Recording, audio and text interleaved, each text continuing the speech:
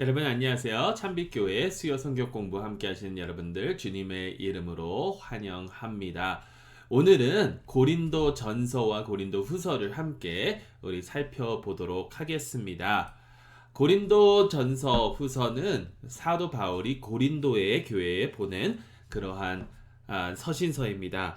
바울이 아테네에서 사역을 한 이후 고린도로 넘어가서 아테네에서 배웠던 그러한 것을 가지고 또 자기가 체험했던 것을 가지고 교회를 시작을 했고, 그곳에서 브리스길라와 아길라의 그 성원으로 회당에 가서 가르치기를 시작을 했습니다. 그러면서 교회가 설립이 되면서 유대인들과 이방인들이 함께 예수님을 따르고 함께 하나님께 예배드리는 그런 교회가 세워지면서 사도 바울이 그곳에서 18년 동안 사역을 하게 됩니다. 그러면서 교회가 매우 성장을 했습니다. 그래서 교회가 여러 가지 그런 사역을 잘 감당할 수 있겠구나라는 그러한 기대감을 가지게 하면서 사도 바울은 이제 또 계속해서 선교 여행을 떠나게 되죠. 이 고린도는 로마 제국의 가장 큰 도시 중에 하나였고 또 상업으로 굉장히 중요한 그러한 도시입니다. 여기에 지도에도 보시듯이 이 항구에 이렇게 있어서 상업을 무역을 하기에 굉장히 적합한 그런 곳이었고, 그래서 많은 상업들이 일어났고, 그러다 보니까 매우 타락한 그런 도시이기도 합니다. 그 시대에 이제 물건을 사고 팔고 하려면 뒤에서 이렇게 이제 뒷돈을 주고 하는 그런 일들이 많이 일어났고, 또 정부 관리들에게 이렇게 뇌물을 주는 그러한 일들도 일어났고, 여러 가지 그러한 풍습들이 있었던 그러한 도시이죠. 이런 도시에 이제 교회가 세워졌습니다. 아까도 말씀드렸지만 숫자적으로 굉장히 부흥을 했습니다. 이 서신 전에, 사실 고린도 전서 전에 사도 바울이 쓴 글이 있지만 우리가 그것에 대해서는 잘 알지 못하고 그것은 사라졌지만, 우리가 아는 것은 이렇게 계속해서 교회가 부흥하다 보니까 그 교회 안에서 분열이 일어나기 시작했다라는 것이죠. 근데 그 분열의 그 이유가 무엇인가 우리가 살펴보면, 영적 은사들을 고린도 교회가 많이 받았는데 그 영적 은사들로 인해서 교만을 갖기 시작을 합니다. 그러면서 문제가 더 생기기 시작하고, 그리고 여러 가지 문제점들이 드러나니까 이제 바울이 그것을 지적하고 그것을 책망하는 그러한 서신을 쓴 게 바로 이 고린도 전서이죠. 어떤 사람들은 고린도 전서가 크게 두 분야로 나누어 있다고 합니다. 첫 번째는 글로의 집에 있던 사람에게로부터 바울이 들은 고린도 교회의 문제점을 다루는 그러한 부분이고요. 또 두 번째는 고린도 교회가 직접적으로 바울에게 우리 이러이러한 문제에 직면하고 있습니다, 우리에게 조언을 주십시오라고 의뢰한 그러한 문제를 다루고 있다라는 것이죠. 그래서 우리가 좀 한번 쭉 살펴볼 텐데요. 고린도 전서는 이렇게 짜여져 있습니다. 첫째 이제 인사와 감사가 있고, 그 다음에는 아까도 말씀드렸듯이 첫 부분 그의 집으로부터 들은 그 문제에 대해서 이야기하고 있는데, 교회 안에서의 그 분열에 대해서 이야기하고 있다라는 겁니다. 교회가 커지다 보니까 여러 풍습들이 들어오니까, 또 유대인과 이방인의 그런 풍습들이 들어오다 보니까 교회 안에서 여러 가지 분열들이 일어나고, 또 자신들의 지식이 쌓아지고, 또 영적으로 은사가 많으니까 이게 옳다 저게 옳다, 그리고 또 신학적으로도 이렇다 저렇다라고 하면서 교회가 갈라지는 그런 현상이 일어났다라는 거죠. 그래서 그것에 대해서 이제 사도 바울이 이야기합니다. 교회 안에서 당을 만들지 말고, 교회 안에서 분열되지 말고 서로 한마음 한뜻이 되어야 한다. 그리고 나서 그 다음에 이제 도덕적인 문제에 대해서 얘기하는데, 특히 고린도 교회가 직면하고 있었던 그 도덕적인 문제는 근친상간에 대한 것, 그리고 또 두 번째는 서로 고발하고 소송하는 그러한 풍습에 관해서 기독교인들은 서로 그렇게 하면 안 된다는 것, 그리고 세 번째는 아무래도 이 상업도시다 보니까 그 성적으로 굉장히 문란한 그러한 현실 속에 있었는데, 거기서부터 어떻게 하면 우리 자신들이 깨끗하게 남아있을 수 있을런지에 대한 그러한 문제를 설명을 해 주었습니다.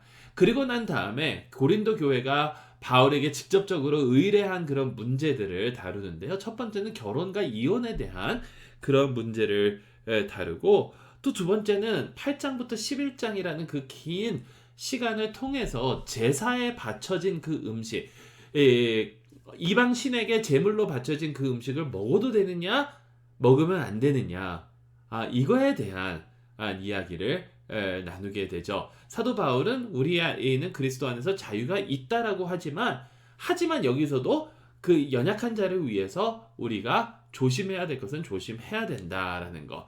그러면서 또 이제 11장에는 예배 안에서 일어나고 있는 여러 가지 문제, 그리고 그 다음에는 우리가 너무나도 잘 아는 은사에 대한 그 문제점을 이야기하고 있습니다.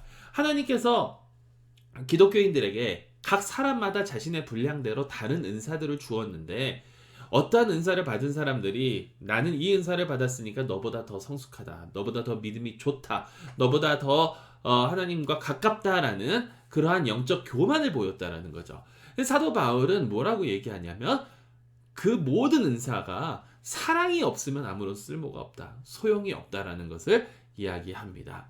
그러면서 이제 부활에 대해서 설명을 하는데요. 첫 번째는 예수 그리스도의 부활에 대해서 이렇게 설명하고, 우리가 또 이제 부활될 거라는 것을 설명하면서 복음의 핵심이 여기에 있다라는 거예요. 복음의 핵심은 이 부활의 소망을 빠뜨리면 복음이 아니라는 것이죠.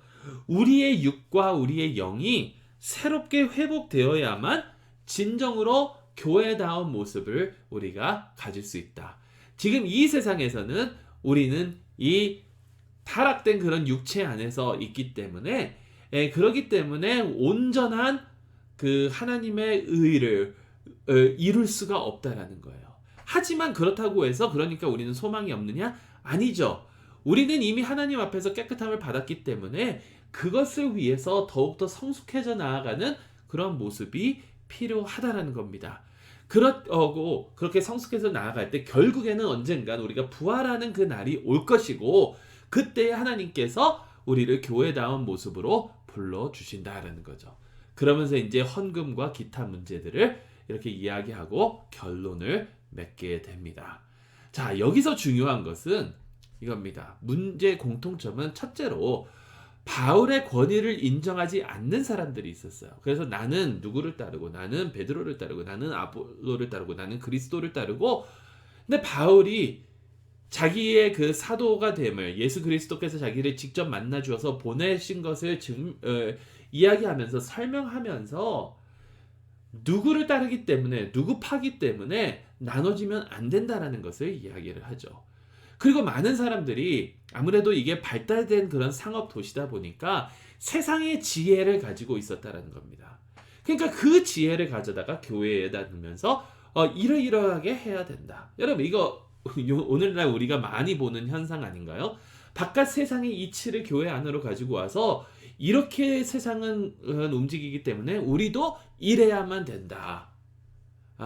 그것뿐만 아니라 나는 그만큼 지식이 있고, 또 그것뿐만 아니라 나는 방언을 하고, 또 나는 성경을 많이 알고, 나는 예언하는 은사가 있고, 이러한 은사들을 드러내면서 영적 교만에 빠졌다라는 거예요. 여러분, 이거는 서로를 향한 사랑, 서로를 향한 배려가 부족한 겁니다. 사도 바울이 여기서 분명히 얘기하고 있는 것은 아무리 좋은 은사라 할지라도 그것이 덕을 세우지 않으면 아무런 쓸모가 없다라는 것. 그것이 서로를 세워주는 그런 은사가 아니라면 아무런 쓸모가 없다는 거. 내가 금식 기도를 일주일 동안 하고, 내가 방언으로 기도를 해서 하루에 몇 시간씩 기도를 하고, 내가 성경을 백독을 해서 창세기부터 요한계시록까지 달달 외우고 있고 한다 하더라도 그것이 우리의 형제 자매를 세우는 일에 사용되지 않고 오직 나 자신만을 드러내는 일이라면 그것은 아무런 쓸모없는 것이고, 그것은 그리스도의 영이 아니라는 것. 그것에 강조하고 있는 거예요. 여러분, 우리 얼마나 이런 상황을 많이 봅니까? 교회 안에서 올바른 말 하는 사람들이 있잖아요. 올바른 말 하는 것 필요합니다. 하지만 사랑 안에서. 남을 책망하는 것 필요합니다. 하지만 사랑 안에서. 잘못한 자를 되돌아올 수 있도록 도와주는 것 필요합니다. 하지만 사랑 안에서. 자칫 잘못하면 남을 책망하면서 내 자신을 나는 너와 같지 않아. 나는 의로와. 이렇게 돼버리면 그거는 교회를 분열시키고 그거는 예수 그리스도의 몸을 찢어 놓는 그런 행위밖에 되지 않는다라는 거예요. 내가 아무리 방언을 하고 하나님의 비전을 보고 계시를 받고 한다 하더라도 그것이 교회를 의롭게 하지 않으면 교회에 덕을 끼치지 않으면 아무런 소용이 없다라는 거예요. 여러분 이게 보세요. 그러니까 어떤 사람들이 이제 방언을 합니다. 어떤 사람들이 예언을 합니다. 어떤 사람들이 기도를 합니다. 안수 기도를 하고 뭐 다 해요. 그게 나쁘다는 게 아니에요. 좋은 겁니다. 그런 은사들은 우리가 사모해야 합니다. 하지만 분명히 우리가 알아야 되는 것은요. 그렇게 하는 그 은사들이 하는 그런 행위가 교회의 덕이 되느냐 안 되느냐. 여러분 그것에 따라서 이게 진정으로 하나님께서 주신 은사냐 아니냐를 우리가 분별할 수 있다라는 거예요. 사랑, 배려 이것이 필요하다라는 겁니다. 자 그런데 이런 문제들이 바울이 권면을 했는데 아직도 계속해서 고쳐지지가 않는 그런 현상이 고린도 교회에 발견이 됐어요. 물론 예수 그리스도께서 다시 오시고 우리의 몸이 부활할 때에 온전하게 고쳐지겠지만 조금이라도 성화되어가는 거룩해져 되어가는 그런 모습이 이 고린도 교회에 보이지 않았다라는 거예요. 그래서 고린도 후서를 바울이 또 쓰게 됩니다. 그러면서 아직까지도 남아있는 그런 문제들 그런 것을 이야기하면서 바울이 이제 고린도를 가게 되는데 에베소서에 한 3년간 머물렀을 때 고린도에 잠깐 다녀옵니다. 이런 문제들을 해결하기 위해서. 근데 그게 바울에게는 굉장히 아픈 경험이 돼요. 너무나도 아픈 경험이 되고 그 아픈 경험 때문에 아주 심하게 책망하는 그런 편지를 고린도 교회에게 쓰게 됩니다. 이 편지에 대해서는 여러 가지 견해가 있습니다. 하지만 중요한 것은 그렇게 바울이 썼다라는 것이고 그것을 받은 고린도 교회가 바울이 어떻게 우리한테 이럴 수 있어? 우리가 얼마나 예루살렘을 위해서 구제하고 얼마나 바울의 그 사역을 서포트했는데 우리 일을 어떻게 이렇게 책망할 수 있어? 라고 하면서 교만하게 나온 것이 아니라 그 바울의 편지를 디도를 통해서 받으면서 그들이 회개하기 시작해요. 회개. 그러면서 바울은 이제 다시 고린도를 방문할 계획을 세웁니다. 그 방문을 했는지 안 했는지 우리는 역사적으로 정확히 알 수는 없지만 그러면서 먼저 보냈던 그 디도와 다시 만나면서 이 고린도 교회의 회개에 대한 소식을 들으면서 너무나도 기뻐서 다시 편지를 쓴 게 이 고린도 후서입니다. 그러면서 여기에 이제 예루살렘 교회를 위한 구제 헌금과 아직까지도 그 고린도 교회에서 일어나고 있는 그 거짓 교사들에 대한 책망 이런 글을 바울이 쓰기 시작한 게 바로 이 고린도 후서라는 거예요. 그래서 고린도 후서는 어떤 내용인지 잠시 한번 살펴보도록 하겠습니다. 첫 번째는 인사를 하고요. 바울이 지금까지 자기가 해왔던 사역을 소개하면서 자기가 그리스도께서 보내신 사도임을 다시 한번 증명하게 됩니다. 그 사역에는 어떤 내용들이 있냐면 하나님의 평안에 대한 감사. 바울이 여러 가지 어려움을 겪었지만 그 가운데에서도 하나님께서 평안을 주신 것에 대한 감사. 그리고 바울이 원래 계획했던 그런 사역들이 계속해서 변경되어 가는 것에 대한 설명을 하고 있고요. 그리고 난 다음에 회개한 죄인들에 대한 용서, 또 드로아와 마게도니아의 그 선교 여행에 대한 그런 보고를 하고 여기에 이게 중요합니다. 새 언약의 위대함. 새 언약의 위대함이라는 것은 예수 그리스도를 통해서 하나님께서 이루신 예수 그리스도의 복음을 통해서 우리를 구원하시는 그 하나님의 역사의 위대함을 사도 바울은 전하게 된다라는 거죠.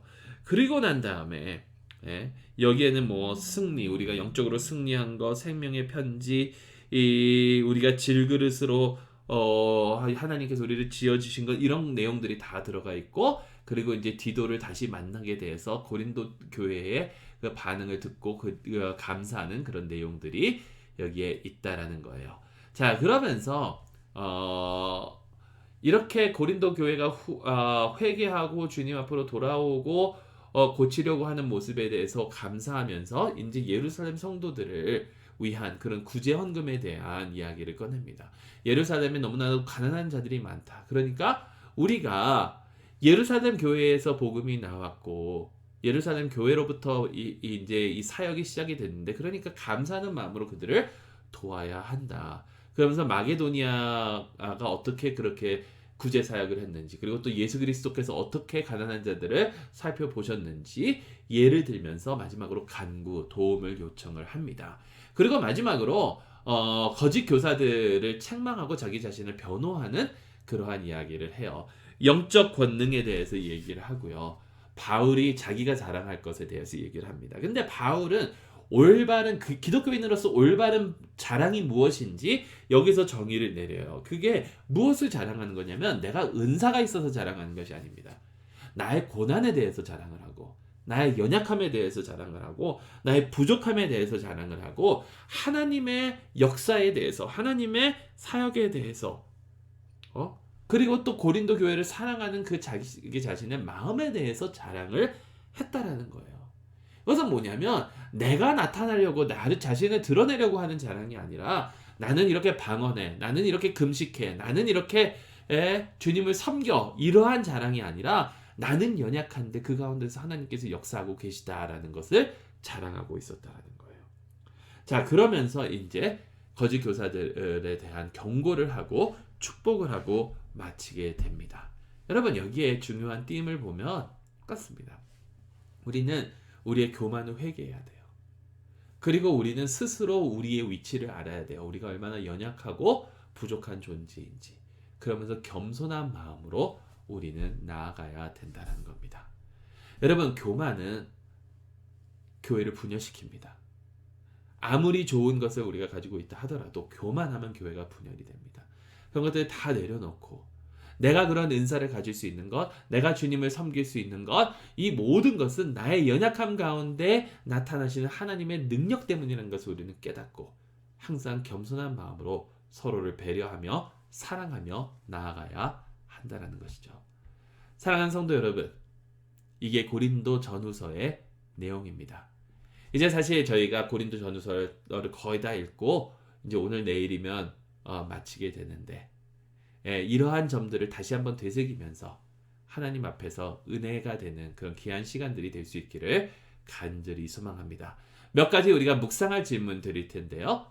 여러분 필요하시면 비디오를 멈추시고 영상을 멈추시면서 이렇게 계속해서 묵상하시면 감사하겠습니다. 첫째, 나의 신앙생활 가운데 내가 스스로 자랑스럽게 여기는 것은 과연 무엇인지 우리 한번 우리 삶을 되돌아보시고요. 두 번째, 혹시 나의 자랑이 남을 어렵게나 혹은 시험 들게 한 적이 있는지, 만약에 그런 일이 있다면 왜 다른 사람들이 시험 들었다고 생각하는지, 그 사람들의 잘못이 아니라 혹시 나에게 부족한 점이 있었는지, 내가 사랑과 배려가 부족했는지 우리 한번 살펴보시면 감사하겠습니다. 그리고 다른 사람을 사랑하고 배려하기 위해서 이번 주 내가 실천할 수 있는 그 한 가지는 과연 무엇인가 한번 생각해 보시기 바랍니다. 그리고 마지막으로 겸손, 사랑, 배려할 수 있기 위해서 하나님의 은혜를 간구하는 기도 우리 함께 드리도록 하겠습니다. 기도하겠습니다. 하나님 아버지 감사합니다. 오로지 주님의 사랑만 생각하며 주님 우리 연약함 가운데 역사하시는 하나님만 자랑하게 하여 주시옵소서. 그리고 서로를 생각하며 아버지 하나님 사랑하고 배려할 수 있는 겸손 우리에게 허락하여 주시옵소서. 예수 그리스도 이름으로 기도드리옵나이다.